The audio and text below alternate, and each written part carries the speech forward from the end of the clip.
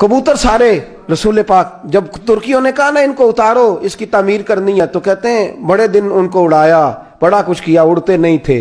Bill आखिर फैसला किया दाना डालना छोड़ दो। हाजियों पे पाबंदी लग गई, मदीना मुनव्वरा में कोई कबूतर को दाना नहीं डालेगा, कोई पानी नहीं पिलाएगा। कहते हैं कबूतर, मौलाना ज़ियाउद्दीन मदनी कहते हैं कबूतर जुड़े रहे गुंबद से।